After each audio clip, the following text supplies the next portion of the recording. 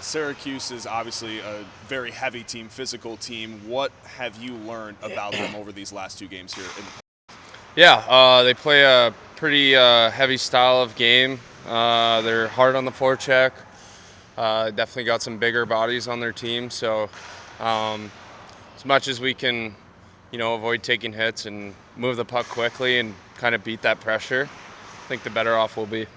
When you look at the entire decor and how they're playing, you do have a lot of younger guys, some rookies. How would you categorize some of their play so far? Awesome. I think everyone's been chipping in. We only played 2 games so far, but I think they've gone really well for us. Everyone's playing for each other. I think we're playing the right way, the way we want to play, the way we practice. It's been going well. You look at last game having that 2-0 lead and then losing that towards the end of the game. What are the biggest adjustments to make sure that once you guys get a lead that it doesn't be surrendered again? Yeah, just keep playing the same way. Obviously, we've had 2 good starts in both games, and as long as we can keep that going throughout the whole game and play a really good 60 minutes of hockey, I think we'll be able to kind of hold off their pushback and win some games. Some of the conversations in the locker room now going on the road in the postseason. It's a place you play a lot during the regular season, but what's that dynamic like?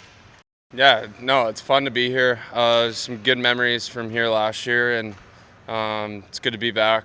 I know the barn's going to be rocking, and we enjoy being the villains, coming on the road and trying to steal a win. You think of those times last year. How do you replicate that same effort and that same result that you had a year ago? Just playing for each other, doing everything and anything you can to help the team win. Last year we had an awesome group and we really played for each other and ended up doing pretty well, so just replicating that this season.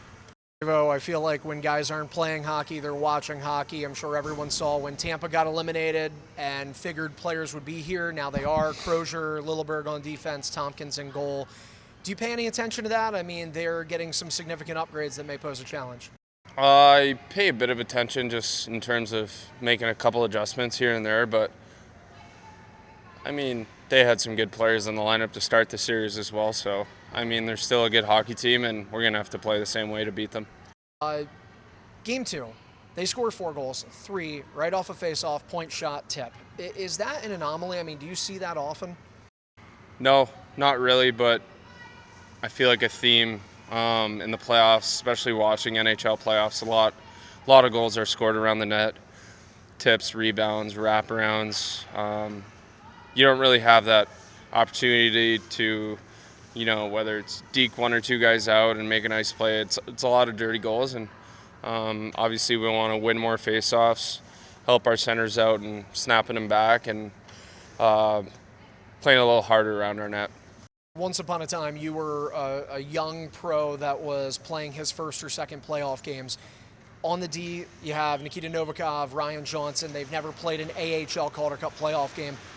What do you think? I know you're not playing with them on a pair, so you're watching them on the bench. Like, what do you think are their biggest adjustments that maybe they need to make to get ready for this kind of hockey?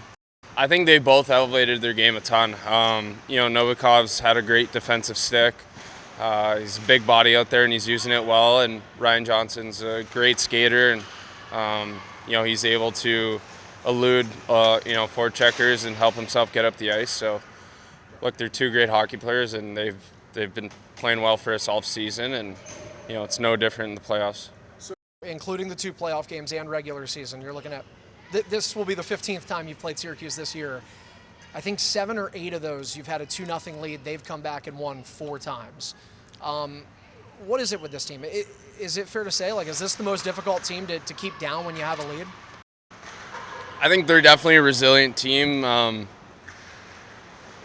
They 1 or 2 bounces here and there, and they can really build a bit of momentum. So I think for us, just playing on attack the whole game, just really not sitting back on a lead, because that's when you kind of get yourself in trouble. Just keep attacking, keep trying to score that next goal. Talked about being a villain on the road. You guys did that a lot this season, 21 wins away from home. Does that help going into a playoff game away from Blue Cross Arena, just knowing how good you guys were throughout the year? For sure. I mean, I think we're a good road team.